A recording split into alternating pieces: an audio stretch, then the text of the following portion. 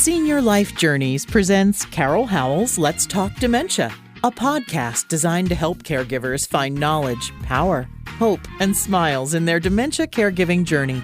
Welcome to Let's Talk Dementia. Here is your host, best-selling author, Carol Howell. Hi caregivers, it's Carol Howell with Let's Talk Dementia. I took a few days off. Did you notice? Well, I sort of just figured in my mind I needed some more time just to deal with life and all these changes that are going on and miss my mama. And so I've just allowed myself a few days of healing.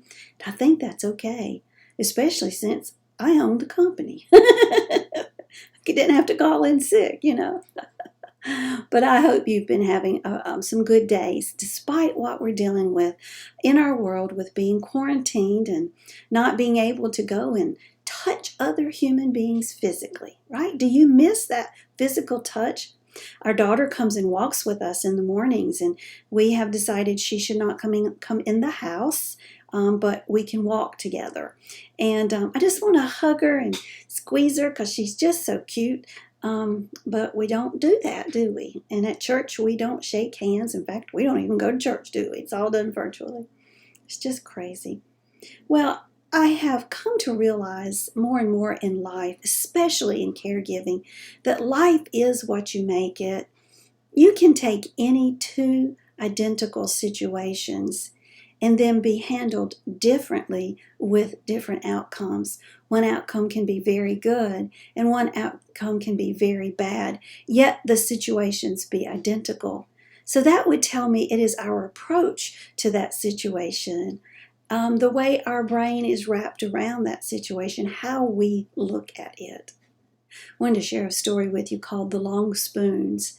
I recently heard it on a podcast with Brene Brown. If you haven't heard her podcast, I recommend it. I listen to it when I'm out riding my bike because I can't go swimming right now. You know that's very sad. But she had a guest on, and my goodness, at this minute I can't remember his name, and I apologize for that. But he told the story of the long spoons, and here's my paraphrase of that story. It seems there was a man who found himself in this very large room, and this room was filled with every imaginable food. Everything he loved was certainly there. There were casseroles and salads and vegetables and meats and desserts. Oh goodness, wonderful food, and so many people. But they were not happy. They were not smiling. They were not talking to each other. They were not eating.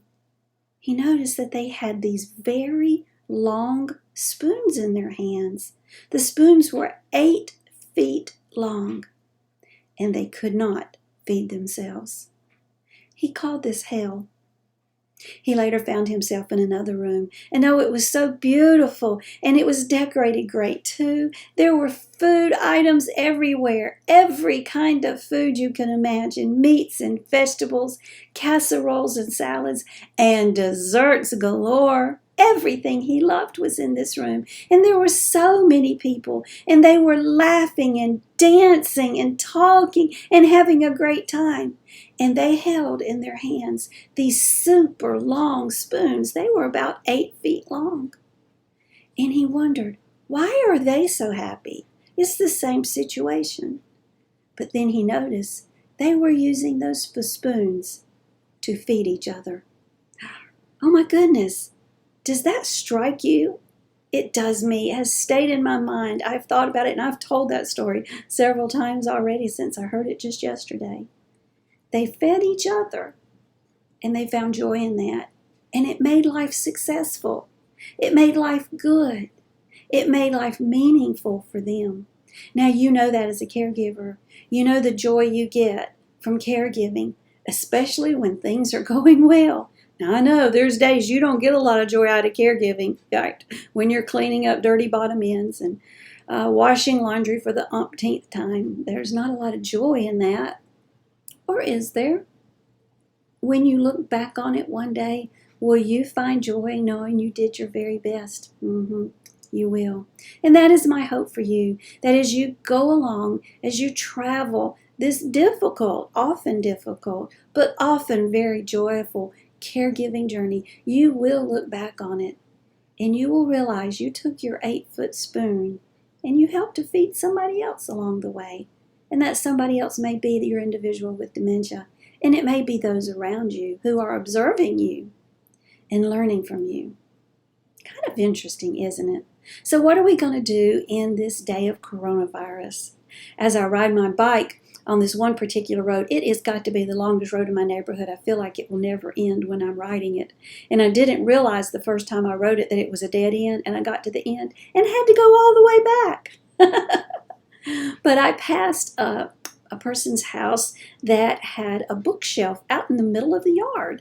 And there was a sign that said open. And beside the bookshelf were 2 plastic bins. And books were all over the bookshelf and in the 2 plastic bins. So I had to pull up and see, what is this? And there was a sign that said, if you need a book, take a book. If you've got a book, leave a book. I thought that was just so neat. Just sharing books. There they are. Take what you want. Enjoy a book. Isn't that wonderful? I also know in our neighborhood, to keep children occupied, people are being asked to put a teddy bear in their window or a paper heart in their window. And the kids ride along on their bikes or go for a walk to see how many teddy bears or hearts they can discover in the windows of their neighbors. Now that costs nothing to do, but it's pretty neat, isn't it? I have the opportunity tomorrow, my husband and I, to take food to a lady whose husband, quite unexpectedly and not pertaining to COVID at all, passed away this week. He was at the doctor's office, was getting a small treatment done for skin cancer, told the doctor, I don't feel so good, sat down in the chair and died. Just died. That was it. So unexpected. It's a horrible story. I am deciding that in this process for her, what's going on for her, so I can reach out to her. So I'm excited that tomorrow I'll be able to get in my car and deliver to her a meal that I'll be putting on her front doorstep and ringing the doorbell and walking away. And she knows it's coming. I don't want it to sit there and her not know for sure. But I enjoy fixing the food, knowing it's going to someone who's going to appreciate it. You know, using my 8-foot spoon to help feed her and her family. How can you use your 8-foot spoon today? Hope you'll think about that. Hope you'll come back for another episode of Let's Talk Dementia. Bye-bye. Let's Talk Dementia would like to thank our sponsors, National Association of Veterans and Families. You can reach them at 800-352-2919, on the internet at www.navf.org. They speak veterans so you don't have to, and you tell them Carol sent you when you call to inquire about benefits for the veteran, the spouse of the veteran, or both. Editor Beth. You can find Ms. Beth Crosby at editorbeth.com. She is amazing at looking at what you've written and making sure it represents you well. Find her at www.editorbeth.com. And HD Imports, located on Flint Street Extension in Rock Hill, South Carolina. That's York County. 803-985-0985. They are there for the repair and maintenance of your Honda, Hyundai, Toyota, Kia. Tell them Carol sent you. Thanks for joining us today for Carol Howell's Let's Talk Dementia. To learn more about dementia, we recommend Carol's best-selling book, also titled Let's Talk Dementia. It's available on Amazon in paperback and Kindle versions. Be sure to like Let's Talk Dementia on Facebook and leave us a kind word of review on iTunes. Remember, knowledge brings power. Power brings hope. Hope brings smiles. And we all need more smiles. Thanks for joining us today, and we'll be right here when you come back to Let's Talk Dementia.